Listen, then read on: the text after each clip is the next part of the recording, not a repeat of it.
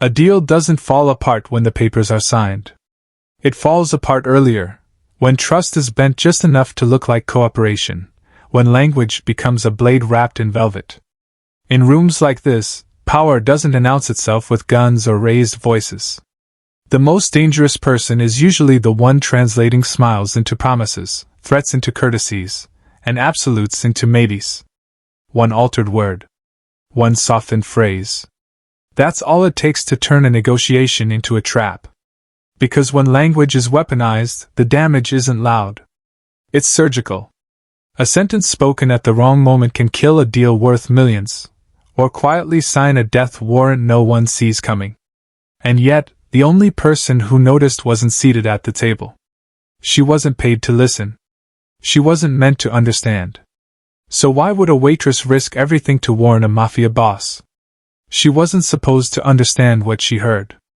If you're ready for a story about power, dignity, forbidden love, and the sweetest revenge you've ever witnessed, then you're in the right place. Hit that subscribe button and turn on notifications because this channel brings you the most addictive romance stories you won't find anywhere else. Drop a fire in the comments if you're team revenge. And let's get into this story. The room was designed to make people forget where they were. Soft amber light spilled from recessed fixtures, warm enough to soften edges, deliberate enough to hide corners. The private dining suite sat above the city like a sealed capsule, thick glass, soundproofed walls, a table carved from a single slab of dark wood polished to a mirror sheen. Money lived comfortably here. It didn't need to announce itself. Men did that for it. At the center of the table sat the Korean man everyone else unconsciously oriented toward. He didn't lean back. He didn't lean forward. He simply occupied space, still as a closed blade. His suit was charcoal, perfectly tailored, unadorned. No watch. No jewelry.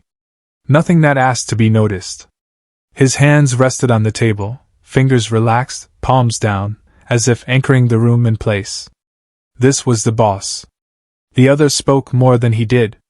They smiled more too. Across from him, the outsiders, American executives by accent and posture, sat with the practiced ease of men accustomed to winning rooms before negotiations even began. They laughed softly at their own remarks. One of them gestured with his wine glass as if outlining an inevitable future. Their confidence wasn't arrogance. It was assumption. They believed the outcome had already tilted in their favor. Between them sat the translator. Julian, clean-cut, expensive haircut, suit a shade lighter than everyone else's. His posture was open, almost deferential. He leaned slightly toward whoever was speaking, nodding, smiling at the right moments. His voice, when he spoke, was smooth, warm, reassuring. The kind of voice people trusted without realizing they were doing it. He looked harmless. And then there was her. She moved along the perimeter of the room, silent on the plush carpet, carrying plates that cost more than her rent. A black woman in a crisp white shirt and black vest, hair pulled back tight, face composed into professional neutrality. Her presence was functional. Designed to be forgotten the moment she passed. She had learned how to do that deliberately. In rooms like this, people didn't see servers. They saw interruptions. Furniture that moved. Tools that refilled glasses and removed evidence of appetite. She knew exactly how to angle her body so no one had to acknowledge her eyes. How to pause just long enough to be useful, never long enough to be memorable. Invisibility was not an accident. It was survival. She set down a plate behind the boss's chair, careful not to let the porcelain touch the wood too loudly. Sea base, perfectly seared, arranged with the precision of a museum exhibit. As she leaned in, she caught the faint scent of expensive cologne and something colder beneath it, control. The boss didn't turn. He didn't need to. Julian spoke again, translating a comment from one of the Americans. His Korean was fluent, polished, confident. Too confident. He delivered the sentence with a gentle smile, softening the edges as he went. The waitress froze, not visibly, not enough for anyone to notice. Just long enough for her mind to catch. That wasn't what he said. Her pulse ticked once in her throat. She resumed her movement, stepping back, eyes lowered. Plates were cleared. Wine was poured. The conversation continued, smooth and uninterrupted. But something had shifted. She listened more closely now, not as a server, but as something she hadn't allowed herself to be in a long time. The boss spoke again, his tone even, measured. A statement, not a suggestion. The kind of sentence that closed doors instead of opening them. Julian nodded, turned to the Americans, and translated. Except he didn't translate. He adjusted. Just a fraction. A word exchanged for a cousin. A firm boundary presented as an area for discussion. It was elegant. Plausible. Invisible to anyone who didn't know exactly what to listen for. The American's shoulders loosened. One of them smiled wider, relief flickering across his face like a private victory. The boss remained still. The waitress moved to the far end of the table, her hands steady as she folded a napkin. Her heart was not. It had begun to thump low and heavy, like something waking up after a long sleep. This wasn't a mistake. She had heard enough mistakes in her life to recognize one. This was intention. Precision. Someone guiding the conversation in a direction it was never meant to go. Julian continued, voice silk smooth, eyes bright. He was good. Too good. He didn't rush. He didn't overplay. He didn't look like a man lying. He looked like a man facilitating. The hierarchy in the room was clear to everyone except, perhaps, the people seated at the table. The boss spoke. Julian interpreted. The outsiders reacted. The waitress served. But hierarchy has layers. And language sits above them all. She caught another phrase.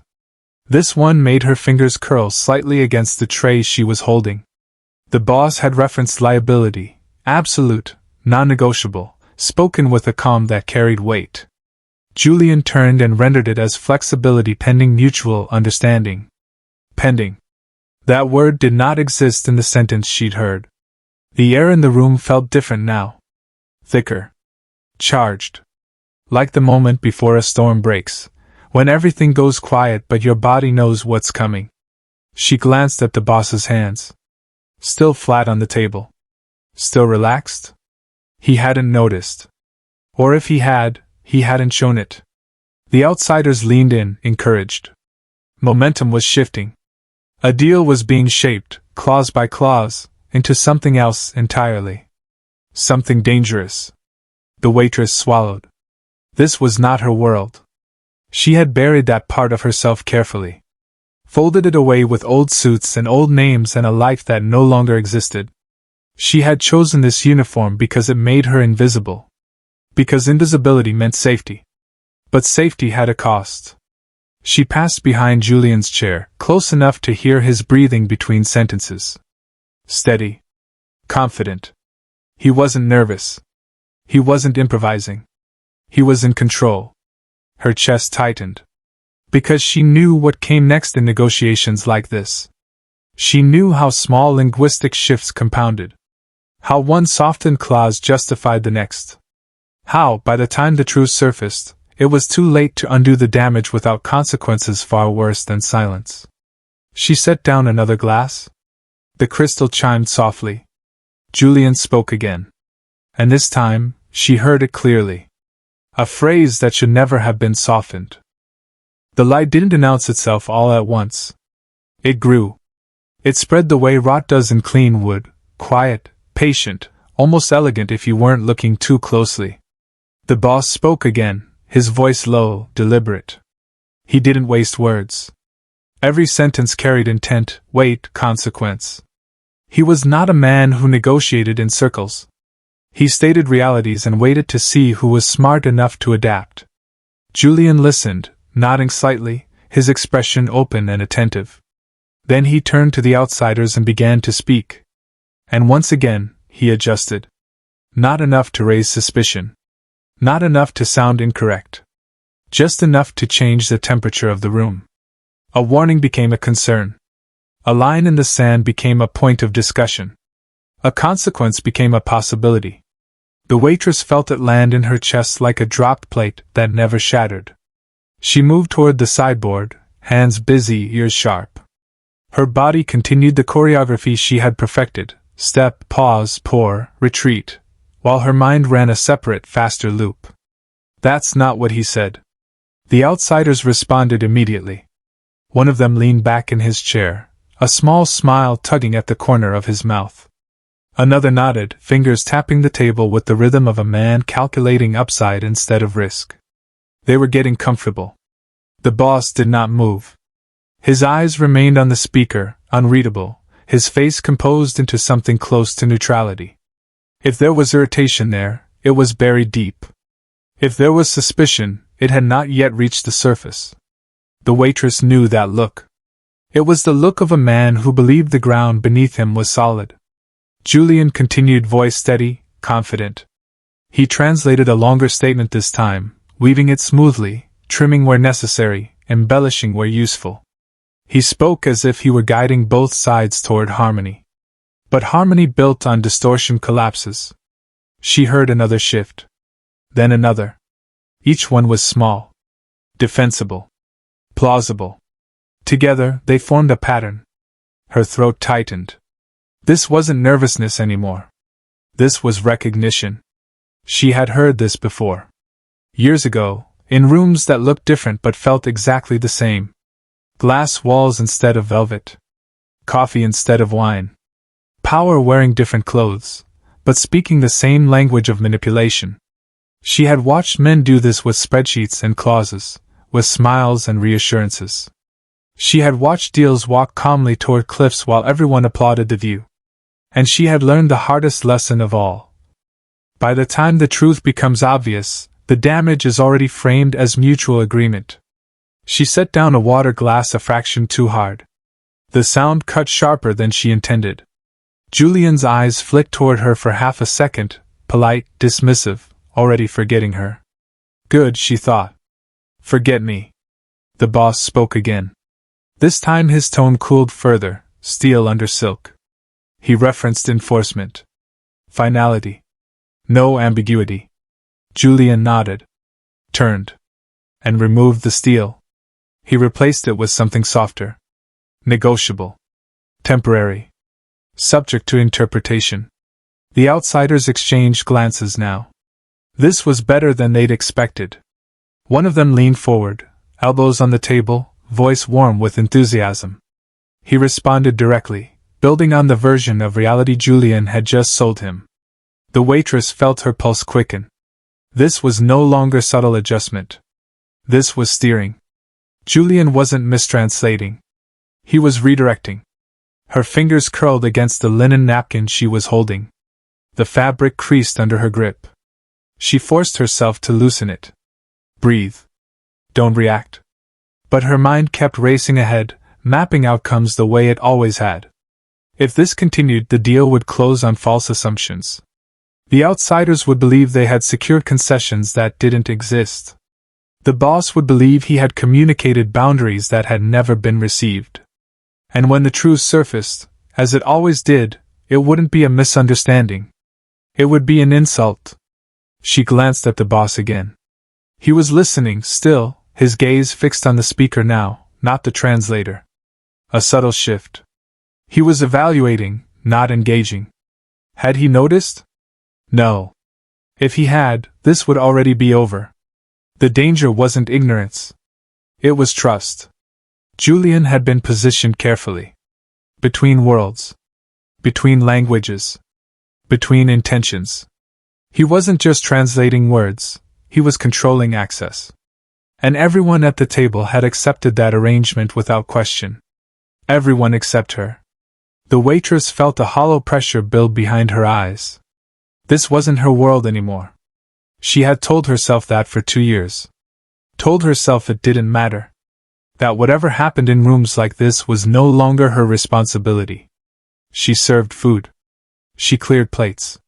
She memorized specials and avoided eye contact. That was the deal she'd made with herself. But standing here now, listening to a lie reshape reality sentence by sentence, that deal felt thin. Fragile. Because she understood exactly what was at stake. Not just money. Not just contracts. Power. If this deal collapsed later, it wouldn't be clean. There would be accusations. Retribution. Someone would be blamed for bad faith. Someone would pay for the embarrassment. And in this room, only one man carried consequences heavier than inconvenience. Her stomach twisted. She shifted toward the door, ostensibly to check on the next course. The hallway beyond was quiet, dimly lit, insulated from the curated calm inside the suite. For a moment, she considered slipping out entirely. Letting it happen. Letting the lie finish its work. That would be safer. She had learned how to disappear. How to keep her head down. How to survive by being forgettable. Speaking up would shatter that. Speaking up would mean eyes on her. Questions. Suspicion.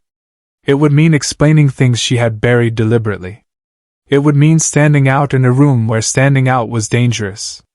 And if she was wrong, if she had misread even one thing, it would cost her everything. Her job. Her fragile stability. Maybe more. Julian laughed softly at something one of the outsiders said. The sound carried easily, confident, relaxed. He was comfortable now. Settled into the role he had chosen. She realized then what she had been avoiding. This wasn't a mistake that could be corrected later. This was a setup. Her breath caught. The thought landed with a clarity that made her dizzy. The deal wasn't drifting toward disaster by accident. It was being guided there. Slowly. Carefully. She looked back into the room. The boss sat exactly as before, composed, contained, unaware that the ground beneath the conversation had shifted. If she stayed silent, the lie would hold. If she spoke, the fallout was unpredictable. There was no version of this where she remained untouched. The weight of that settled over her shoulders, heavy and suffocating. Anxiety crept up her spine, tight and insistent. Moral pressure followed close behind, colder, sharper. She couldn't unknow what she knew. She couldn't pretend she hadn't heard it. Her feet carried her out of the suite before she fully decided. The door closed behind her with a soft, expensive click, sealing the room and everything happening inside it. The hallway was empty. Her reflection stared back at her from a pane of dark glass, uniform pristine, face controlled, eyes no longer calm. She pressed her palm lightly against the wall, grounding herself. Her heart was beating too fast now, loud in her ears. Think. She had seconds. Maybe minutes. Not long. Whatever she chose to do next would be irreversible. She took a slow breath and stepped deeper into the private corridor, away from the table, away from the lie, retreating to the only place she could decide what kind of person she was going to be when she walked back in. The corridor felt colder than the dining suite, even though the temperature hadn't changed. Stainless steel surfaces lined the narrow service passage, wine refrigerators humming softly, shelves stacked with polished glassware, doors leading to storage rooms that smelled faintly of citrus cleaner and oak. It was a working space, stripped of theater, stripped of pretense. No one negotiated here. No one performed power. The waitress leaned against the wall and closed her eyes. For the first time since the evening began, she let her breathing falter. In the room behind her, the lie was still unfolding. Sentences were being reshaped. Futures adjusted. Consequences delayed just long enough to become catastrophic. She could feel it happening even without hearing it, like a pressure change before a storm. This is not my world anymore. She had repeated that sentence to herself for 2 years, the way people repeat prayers they're not sure they believe in. It had become a shield. A boundary. A way of surviving what was left after everything else was taken. Her world now was order tickets and floor plans. Memorizing who preferred sparkling water and who wanted lemon on the side. Learning how to fade. She opened her eyes and stared at her reflection in the dark glass of the refrigerator door. The uniform helped. It erased context. No one looked twice at a waitress. That was the point. But beneath the vest and pressed shirt was a woman who understood exactly what was happening in that room. She had grown up with the language. Not casually, not academically. It had lived in her house, in arguments and jokes and lullabies. She had learned its rhythms before she learned how to be careful. Later, she had mastered its formal structures, the way meaning shifted depending on what you left unsaid, the way power hid inside grammar. She hadn't forgotten any of it. She had simply stopped using it. Because the last time she spoke up, really spoke up, it had cost her everything. Her jaw tightened as the memory surfaced, uninvited but inevitable. Another room. Different city. Different clothes. A table like that one, though long, expensive, surrounded by men who smiled too easily. She had been the one translating then too, in a different way. Not between languages, but between intent and paper, between what was promised and what was enforceable. She had noticed the discrepancy. The clause buried where it shouldn't have been. The number that didn't align. She had flagged it. Calmly. Professionally. And the room had turned on her. Not immediately. Not loudly. That came later. First came the reassurances. The smiles. The insistence that she must have misunderstood. Then came the silence. The meetings she wasn't invited to.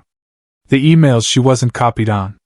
By the time the truth surfaced, it had been rearranged into a story where she was the problem. She remembered the shock of it.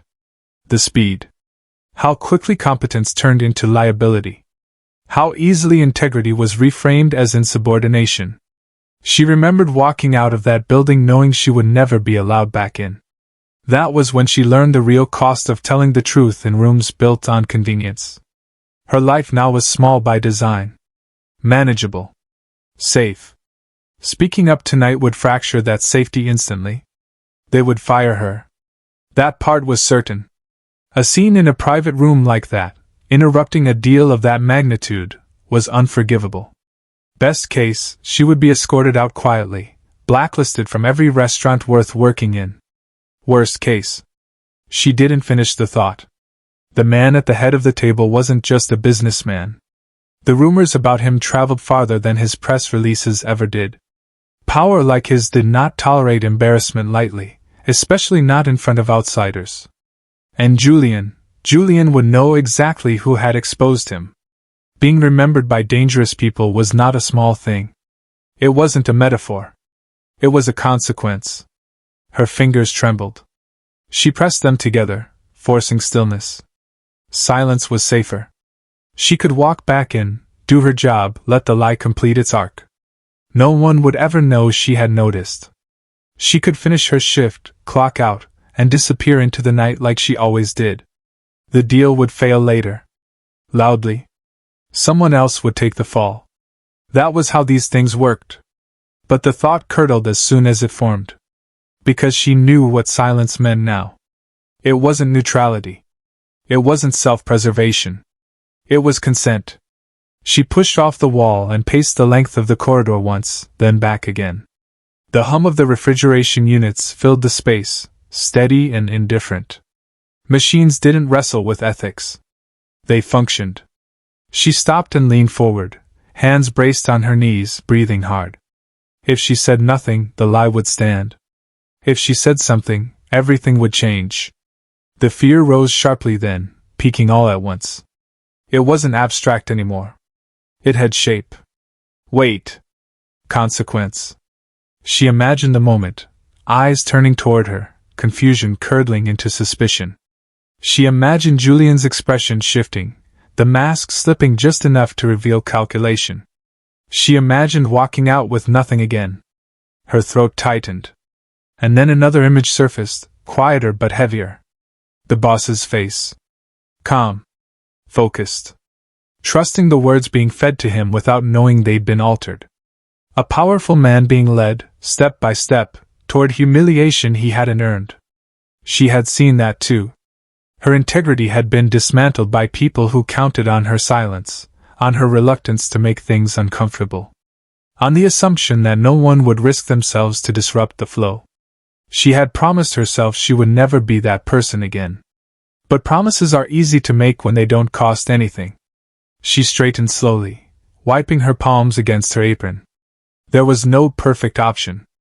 No safe version of truth. If she was going to act, it had to be done with precision. Not loud. Not dramatic. Not public. Brief. Deniable. Impossible to ignore. Her mind sharpened, fear narrowing into focus.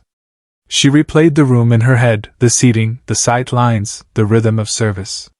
The moments when proximity was expected, unremarkable. The wine. Yes. An approach that would make sense. That wouldn't draw attention. A reason to lean in close without explanation. She could say it once. Quietly. In his language. Words chosen carefully. No accusation. Just information. What he did with it would be his choice. Her heart hammered as the plan solidified. This was it. The point of no return.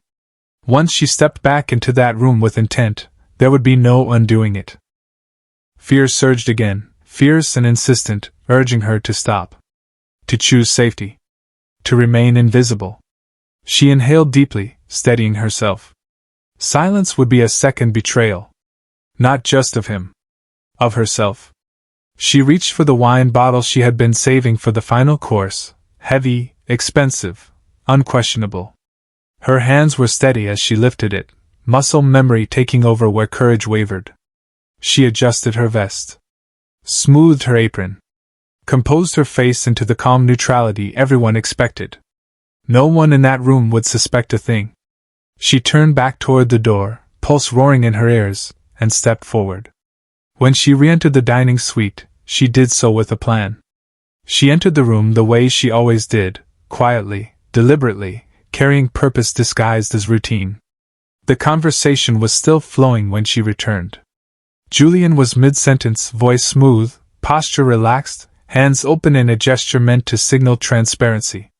One of the outsiders chuckled softly at something he'd said. Momentum had settled in. The lie was comfortable now. The waitress moved along the perimeter, the weight of the wine bottle grounding her. It was heavy, expensive, unmistakable. No one questioned the appearance of a final pour. In rooms like this, luxury justified proximity. She approached the table from behind the boss's left shoulder. No one looked at her. That was the point. She paused just long enough for etiquette to register. Tilted the label outward. Let the moment breathe. Her voice, when she spoke, was calm and professional, pitched perfectly for the room to hear. A remarkable vintage, she said in English. It opens beautifully if given a moment. The boss inclined his head slightly. Permission. She began to pour. The wine flowed dark and slow into the glass, catching the light. Her hand didn't shake. Her body angled just enough to shield her face from the others without appearing deliberate. It was a posture she had used 1,000 times before, attentive, deferential, forgettable. Then she leaned in. Her next words were not meant for the room. They were meant for him. She switched languages effortlessly, the consonants precise, the cadence formal. Her voice dropped to a whisper so controlled it barely disturbed the air between them. Your translator is lying. That was all. No explanation. No plea. No urgency that could be mistaken for panic. Just truth. She finished pouring. Straightened. Her heart was pounding now, violent and fast, but her expression remained unchanged. Professional. Neutral. Invisible. For half a second, just one, she met his eyes. The shift was immediate. Not shock. Not confusion. Focus. His pupils contracted slightly, like a lens adjusting to sudden light. Something sharpened behind his gaze, something cold and alert. He didn't look at Julian. He didn't react outwardly at all. But he understood. She saw it in the stillness that followed. In the way his breathing didn't change, but his attention did. She stepped back. Placed the bottle on the table with a soft, deliberate click. The sound carried farther than it should have, sharp in the muted room. Then she bowed her head politely and turned away. She did not look back. As she crossed the threshold and slipped through the service door, her legs threatened to give out. The corridor swallowed her whole, the hum of machinery rushing in to replace the curated silence of the suite. She leaned against the wall, chest heaving, and waited. The silence on the other side of the door stretched. Not the comfortable pause of a dinner conversation. Not the natural lull between courses. This was different. It pressed. It lingered. It grew heavier by the second. Her mind raced, filling the quiet with worst-case outcomes. Had he dismissed her? Had he assumed she was mistaken, or worse, manipulative? Had she just signed her own exit, or something far more permanent? She imagined the door opening abruptly. Footsteps. A voice calling for her. Nothing happened. A minute passed. Maybe two. Then the low murmur of conversation resumed. Relief flickered, brief, fragile, before curdling into dread. Had it worked? She strained to listen, but the soundproofing that had made the room feel so private now betrayed her. Words were muffled. Indistinct. She could only hear tone. And the tone had changed. The warmth was gone. The boss's voice, when it finally cut through, was flatter now. Harder. Shorter. He spoke less, but when he did, the cadence was precise, controlled. Commands, not contributions. Julian spoke again, but something was off. There was a hesitation now. A fractional pause before he translated. A recalibration. His rhythm, once effortless, had tightened. The waitress pressed her palm lightly against the doorframe, grounding herself. Her pulse was loud in her ears. Inside, the boss spoke again. One sentence. Calm. Measured. Julian translated. Then came another pause. Longer this time. The outsiders responded, but their confidence had dimmed. Their voices overlapped awkwardly, as if unsure who should speak first. The easy laughter from before did not return. The waitress closed her eyes. Whatever she had set in motion was moving now. Quietly. Irreversibly. She didn't hear raised voices. No confrontation. No explosion. That was almost worse. Because power like his didn't need theatrics. It didn't need noise. It observed. It waited. She slid down the wall until she was crouched, arms wrapped around herself, breathing shallow and controlled. Shock gave way to dread, a deep, rolling sense of having stepped off solid ground without knowing where she would land.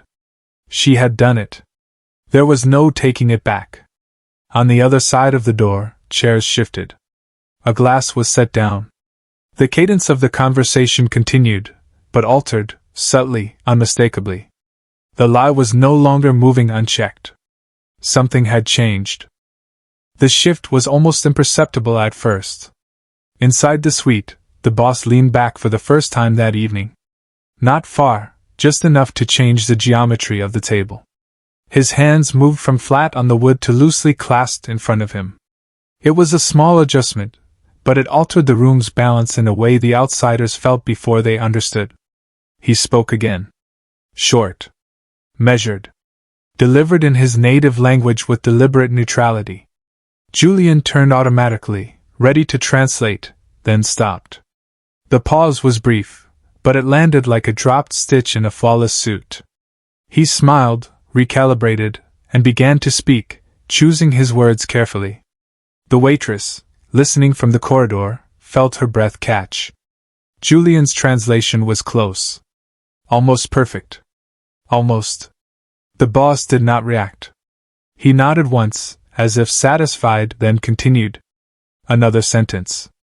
This one slightly longer. More complex. It carried layered intent, conditionals nested inside certainty. Julian translated again. This time, his voice tightened just enough to be audible. Not to the outsiders. To someone who knew what to listen for.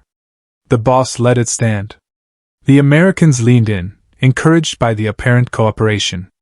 One of them spoke at length, outlining next steps, timelines, assurances. He sounded confident again, reassured by the translator's steady presence. The boss listened without interruption. When the man finished, the boss raised one hand. The gesture was unhurried. Casual, even. But it froze the room.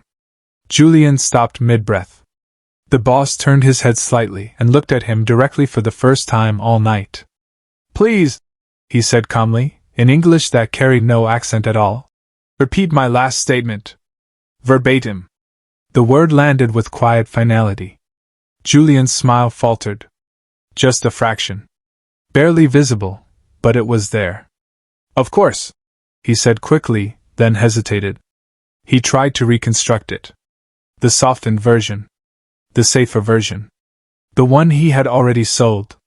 The boss did not help him. Silence stretched. The outsiders exchanged glances now, confusion beginning to edge out confidence. One of them shifted in his chair, the leather creaking softly. Julian cleared his throat and began again, this time slower, less certain. The boss watched him closely. Not with anger. With curiosity. When Julian finished, the boss nodded once. Then he turned his gaze to the outsiders. "Gentlemen," he said, still in English, his voice even and unraised. "There appears to have been a misunderstanding. Allow me to clarify." The air in the room changed instantly. The Americans stiffened. One opened his mouth as if to speak, then closed it again. The boss continued, speaking fluently now, moving through the conversation with surgical precision. He repeated his original terms exactly as he had stated them: liability absolute, enforcement immediate, no conditional flexibility, no pending review. Each sentence landed cleanly, unmistakably. Julian's face drained of color.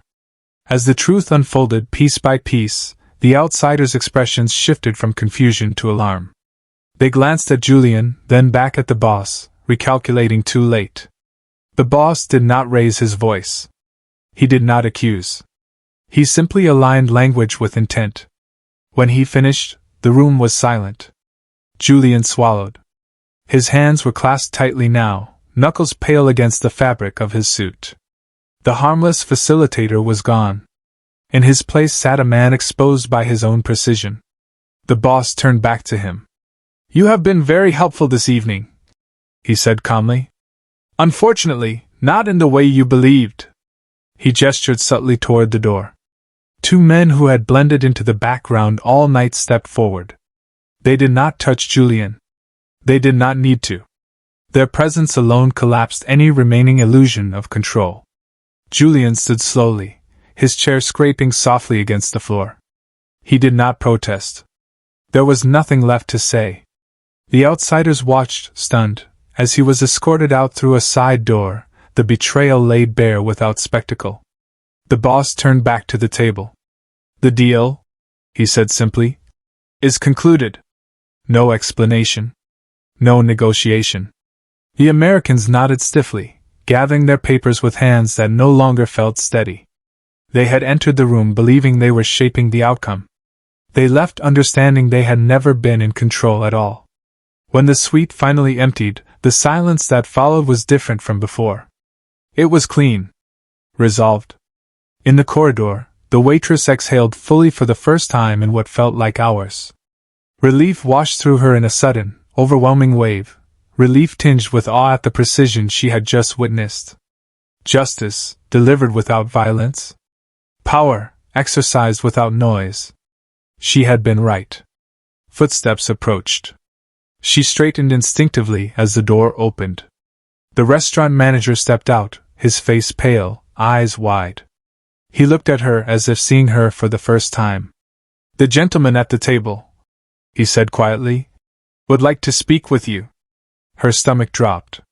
The relief vanished, replaced by a sharp, familiar tension. The boss was summoning her. And for the first time since she'd put on the uniform, she was no longer invisible. The room felt different without the others. The long table was bare now, the plates cleared, the glasses removed, the theater stripped down to structure. Only the boss remained, seated at the head, hands folded, posture relaxed in a way that suggested the danger had passed, but not the seriousness. He gestured to the chair across from him. She hesitated only a moment before sitting. The uniform felt heavier now, no longer a disguise but a reminder of how she'd been seen. Or not seen. "You spoke my language?" he said quietly. It wasn't a question. Fluently. Without hesitation. "Yes," she replied. He nodded once. "And you understood exactly what was being altered?" "Yes." A pause followed. Not uncomfortable. Measured. I suspected interference, he said at last.